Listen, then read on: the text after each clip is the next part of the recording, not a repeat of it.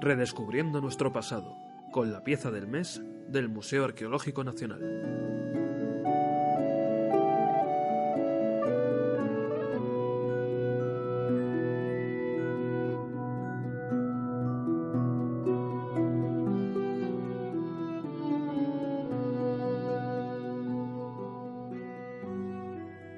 Vamos a adentrarnos en el Museo Arqueológico Nacional para conocer la pieza del mes de agosto, porque el museo no descansa y nosotros tampoco.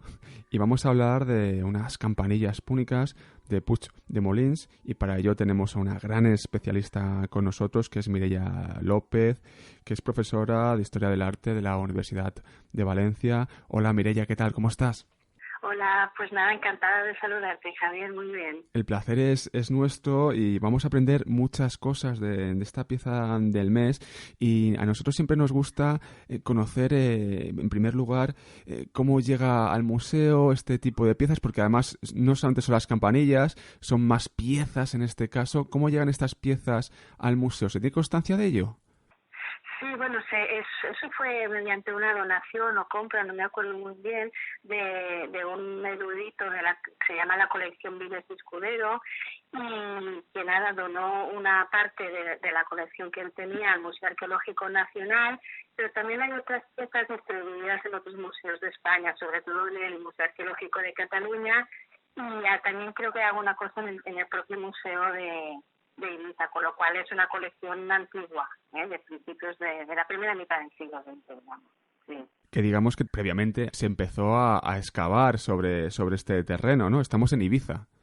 Sí, estamos en Ibiza, en la necrópolis, y esto forma parte un poco de las corrientes de ese momento, ¿no? De que interesaba buscar los objetos más preciados, y quizás pues las necrópolis, se sabe que los ajuares contienen pues joyas, terracotas, entonces eso es lo que más buscaban, ¿no? En ese momento, las piezas espectaculares. Y los huesos, por ejemplo, que hoy en día nos dan tanta información y son tan importantes, su buena excavación pues de huesos, ¿no?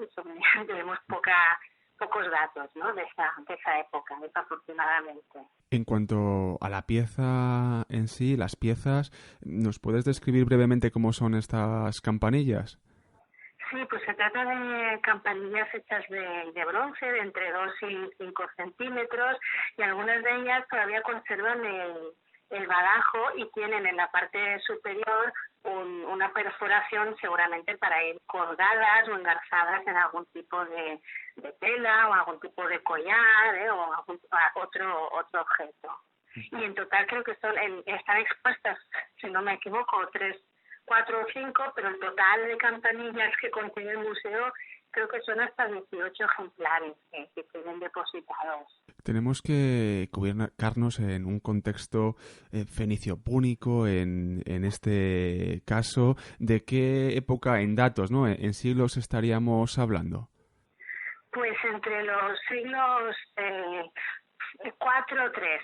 Sí, por las tumbas donde se han encontrado, la asociación con la cerámica a la que pertenecen, siglos 3-4. En los casos de Ibiza.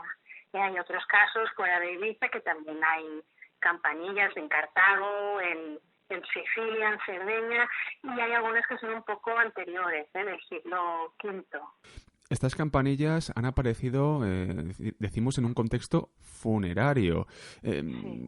¿A qué se debe esto? Pues mira, formaban parte de los ajuares, ¿no? De todos los objetos que llevaban las poblaciones fenicias y púnicas cuando se enterraban, y tienen un sentido profiláctico, es decir, de protección, ¿no? Se han interpretado como objetos que protegen en el viaje al más allá, que era un viaje que según sabemos, según nos cuentan las propias fuentes, las pocas fuentes escritas fenicias, era un viaje peligroso, lleno de demonios y malos espíritus, con lo cual había que ir lo más protegido posible. Y uno de los objetos protectores sería las campanitas, que actuarían a modo de amuleto.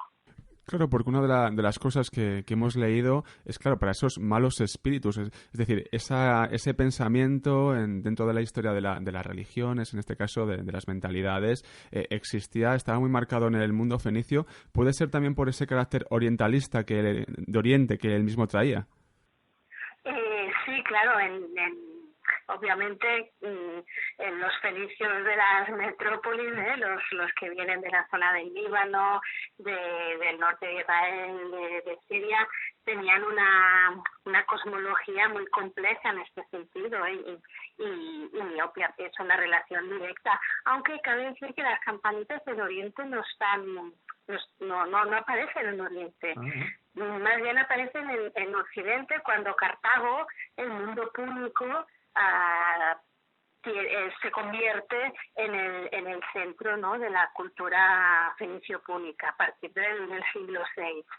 Esto que apuntas es muy, muy interesante y llamativo, porque realmente estamos viendo esa mezcla de culturas también.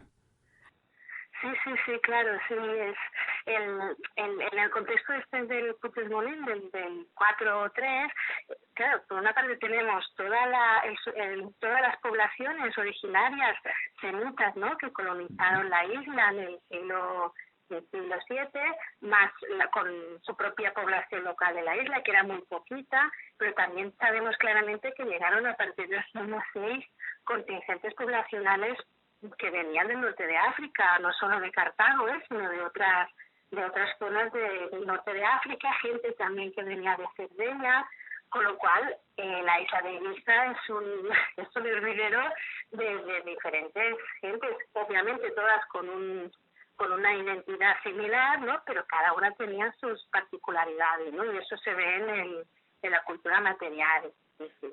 Es un yacimiento que pervive, digámoslo así, vida útil varios siglos. Tenemos entendido que hay como unas 3.000 tumbas excavadas, que se sepa, sí, más o menos. Vemos, por tanto, esas campanillas que estaban en las tumbas.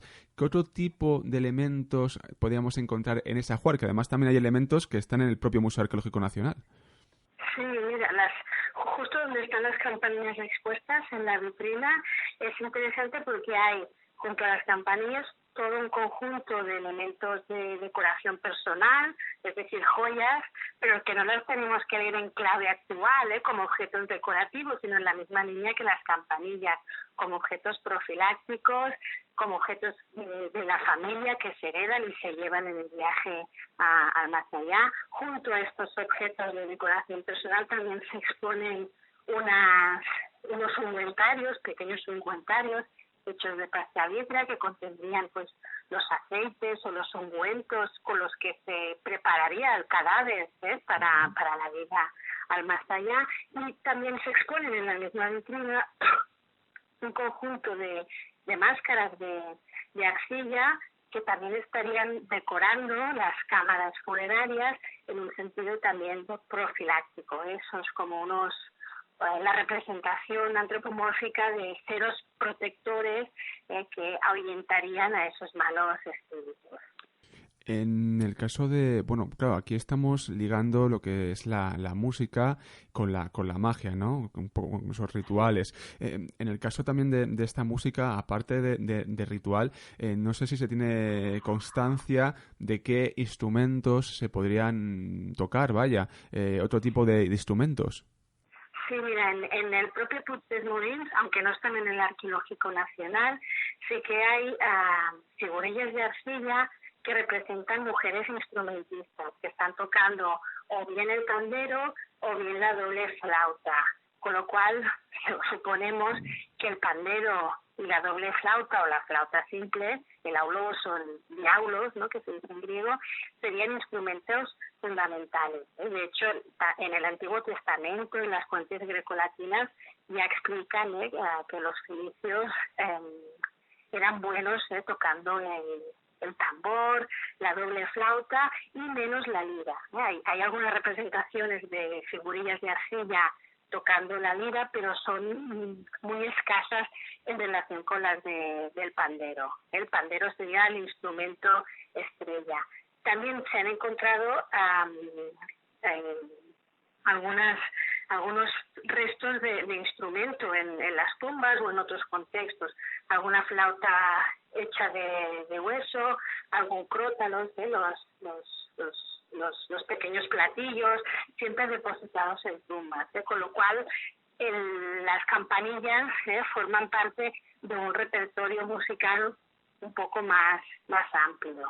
¿Y se sabría en qué momentos se tocaban estos instrumentos? ¿En qué tipo de eventos? ¿Estaban en la vida privada? ¿Si era para entornos, digamos, públicos? ¿Se tiene constancia de ello?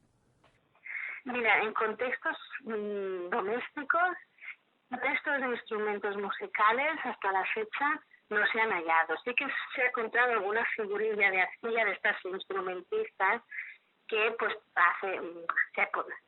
cabe la posibilidad de que se pudiera tocar obviamente en contextos domésticos, pero la mayoría de los casos son contextos rituales, sea rituales fúnebres, sea como exvotos depositados en santuarios, con lo cual pensamos que la música tendría un papel importante en contextos pues religiosos y rituales.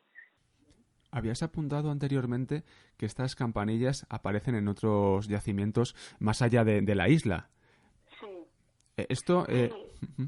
Esto porque, digamos que es en los mismos de contexto fenicio-púnico, ¿también se puede dar en otro tipo de culturas? ¿Hay ahí una mezcla clara? Sí, mira, sobre todo se ve muy claramente en la cultura ibérica, ¿no? Nuestros antecedentes. En el caso del mundo ibérico se han encontrado campanillas asociadas a sepulturas de niños, que eso es muy interesante. El mundo ibérico también practica la cremación, como los fenicios y los púnicos, pero los niños no participan mayoritariamente de este rito y no se entierran en necrópolis, se entierran en las casas. Y en alguna excavación de casas, de espacios de casas en yacimientos ibéricos, se han encontrado campanillas asociadas a tumbas de niños. Por lo tanto, aquí tenemos un grado más de complejidad porque el objeto se vincula a una edad específica. Interesante. Y en el caso fenicio, algunas de las tumbas donde se han encontrado las campanillas también son de niños. No es generalizado, nos faltan datos antropológicos, pero sí que es cierto que hay algunas campanillas asociadas a tumbas de niños. Qué interesante todo esto que apuntas, esta cultura que al final acabó chocando con Roma en este juego de tablero de ajedrez. Es un auténtico placer poder charlar estos minutitos contigo, Mireia, y yo creo que más o menos para los oyentes del Café de la Lluvia la cosa está clara. Ahora lo que tienen que hacer es ir al Museo Arqueológico Nacional los domingos de agosto y conocer de primera mano estas piezas, que además va con una explicación pues obviamente mucho más amplia. Pues Mireia López, muchísimas gracias por atendernos. Nada, gracias a vosotros.